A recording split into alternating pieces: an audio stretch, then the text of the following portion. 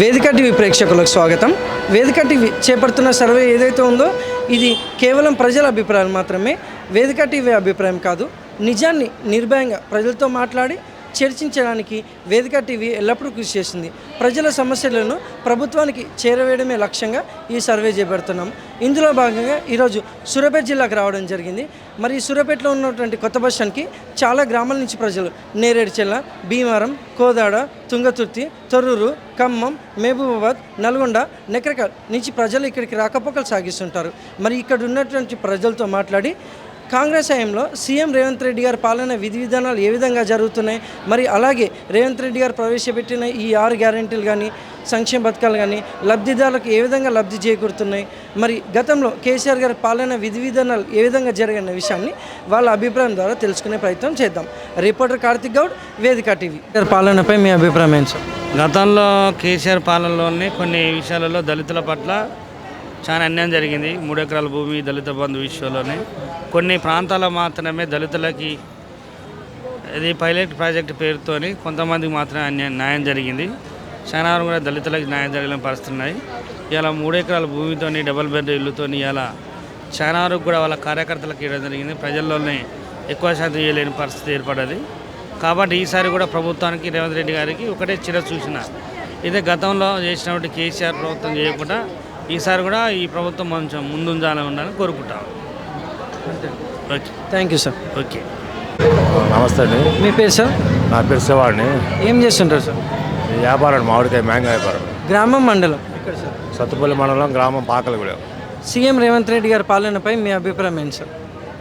వాళ్ళంటే ఏముంది, అది ఏమి లేదంటుండగా అయినా మరి అది ఏముంది, అసలు పేద ప్రజలు ఎట్లా బతుకుతారు, మరి ఎట్లా జీవితం అంటే ఇప్పుడు కష్టంగా. మరి గతంలో కేసీఆర్ గారి పాలనపై మీ అభిప్రాయం ఏంటి సార్? చాలా బాగుంది, కేసీఆర్ పాలనే బాగుంది. ఏ విధంగా అయినా అన్ని రంగాల కరెంటు కానీ, మన రైతు బంధు కానీ, రైతు బీమా కానీ అన్నిటి కూడా కేసీఆర్ గారే బాగుంది. కేసీఆర్ గారు థ్యాంక్ యూ సార్. ఓకే. నమస్తే సార్. నమస్తే సార్. మీ పేరు సార్? సిద్ధరాములు. ఏం చేస్తుంటారు సార్? వ్యవసాయం. గ్రామం, మండలం ఎక్కడ సార్? మాది చందుపట్ల గ్రామం. సీఎం రేవంత్ రెడ్డి గారి పాలనలో వ్యవసాయదారులకు ఎలా ఉందంటారు, దానిపైన మీ అభిప్రాయం ఏంటి సార్?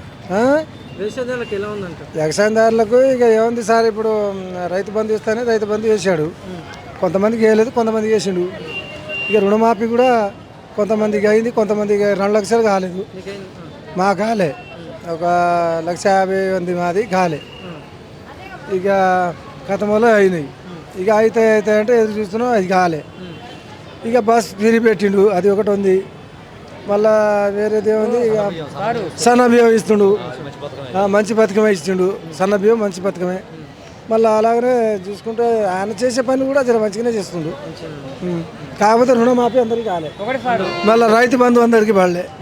అట్లా ఒకటి అందరికి మాత్రం పడలేదు, పడ్డోనికి పడ్డాయి, పడ్డోనికి పడలేదు. తర్వాత ఒకటి ఈ సంవత్సరం మాత్రం నారు పోసుకొని మొత్తం ఎడిపోయినాయి సార్. మన కాలువ వేయలే, కాలువ ఇప్పుడు ఉద్యోగస్తులకు సారు ఉద్యోగస్తులకు ఖచ్చితంగా వాళ్ళ నెలకు 3,000 4,000 మిగులుతున్నాయి. మాతోడు పేదవాళ్ళం, మేము పేదవాళ్ళం. ఏదైనా వస్తే వ్యవసాయం పనికి వస్తే సామాను కొనుక్కొని, వ్యవసాయం పనిముట్టు కొనుక్కొని చిలకలకు పోతున్నాం. వాళ్ళకు మంచి చేసిండు సార్. నెలకు 3,000 4,000 రూపాయలు వాళ్ళకి మంచిగా ఫ్రీగా అయింది. ఈ పేదవాళ్ళకు సరే అయింది. మళ్ళీ ఇంకోటి కాలువ మాత్రం నారు పోసుకొని మొత్తం ఎండిపోయేసారు. నారు ఎండిపోయినాయి. శనా మార్కెట్ రైతులు మొత్తం శనా మార్కెట్ ఇబ్బందులు పడుతున్నారు. కాలువ వస్తే ఇంకా శనా సంతోషపడు, ఓడి కూడా మళ్ళీ గుద్దు. కానీ మన కాడ మరి సారి ఆ సారి ఏ వేస్తారో నాకు అభిమానంతో చెప్తున్నాను. మరి గతంలో కేసీఆర్ గారి పాలనపై మీ అభిప్రాయం? కేసీఆర్ గారి పాలన కాలం మంచిగానే వచ్చింది, కానీ ఇక ఆయన దిగేట్లో కాలం అప్పుడు కూడా టైట్ అయింది మాకు, మళ్ళీ ఇప్పుడు కూడా టైట్ అయింది. ఇక అట్లా ఉంది సార్. Thank you sir.